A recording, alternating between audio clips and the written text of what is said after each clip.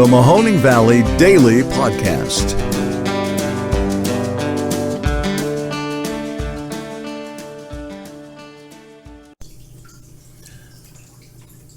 Hello, everybody. Welcome to today's episode of the Mahoning Valley Daily Podcast. My name is Ron Cabuno.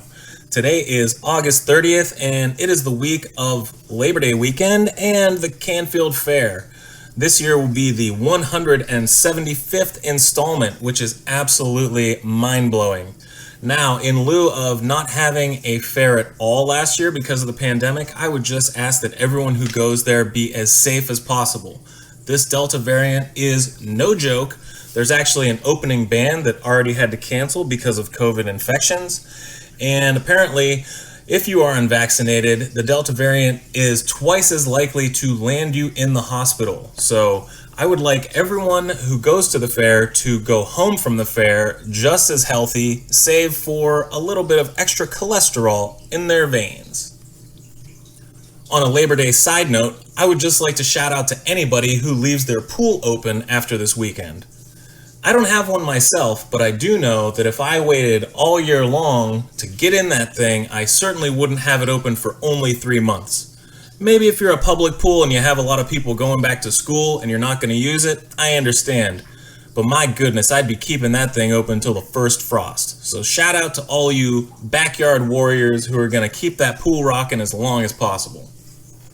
Also, can I come over for a swim? On a much more somber note, my thoughts and your prayers go out to all the people who have been affected by the landfall of Hurricane Ida in New Orleans and in the Louisiana area. It knocked the entire power out to the entire city there, and we just hope that FEMA and all the other rescue teams are able to get in there as soon as possible and help everyone affected by this terrible storm. It was, I guess, one of the strongest wind speeds in hurricane form to ever hit the United States, which means that we are probably in for the aftershocks of it for the rest of the week. Keep an eye out for a lot of rain in the forecast here, but also let's hope that everyone gets out as safely as possible from any damaged areas down there in the south. As you guys probably already know, we have 2 more days to complete our evacuation mission in Afghanistan. This is not going to be easy, and hopefully it will be with as little bloodshed as possible. Now, there was a very, very strong terrorist threat that was thwarted over the weekend by a drone strike. There were apparently civilian casualties that came with it, which is terrible, and you never want to hear that, but hopefully many, many more lives were saved because of this proactive strike. I would just like to say that no matter what side of the fence you're on, you really have to hope for the best possible outcome from here on out with the evacuation and with the future of Afghanistan. And so when I was sitting on 224 this weekend having a meal with the family outdoors, it was really disheartening for me to see billboards that were scrolling by sponsored by the local GOP. Now, they said anything from Afghanistan, ... how could you, Joe, to woke is racism. And I had to take a second look. I was like, wait a second, are these being sponsored by the local GOP, or is this from the Fox News Twitter feed? Or was this put up by some, angry 11th grader? Because it seemed pretty childish and petty to me.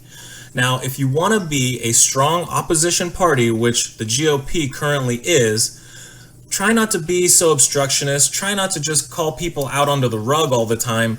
Try to have a constructive line of criticism. I can't believe that people are still up in arms about essentially critical race theory, woke is racism. There was a rally this weekend called Teach the Truth that I am 100% behind, because I would like for our kids to understand that the founding of America was not as easy peasy as we'd like to believe it. And I'm not saying that we need to feel guilty ourselves, but we do need to understand that this is a checkered past and that it is not easy forming the more perfect union that we always have striven for in this country. So to the local GOP who's putting up all these ads, I would just ask that you do better. On another unfortunate and discouraging note, Boardman is going to be holding a emergency school board meeting tomorrow. This is due to the mask mandate that they put in place for the school year. Apparently, the critics of this mandate are so vocal that they were able to get this meeting put in place, and I find this completely ludicrous. We understand that masks help stop the spread, and we also understand that it is not going to be as deleterious to our children's learning as some people make it out to be.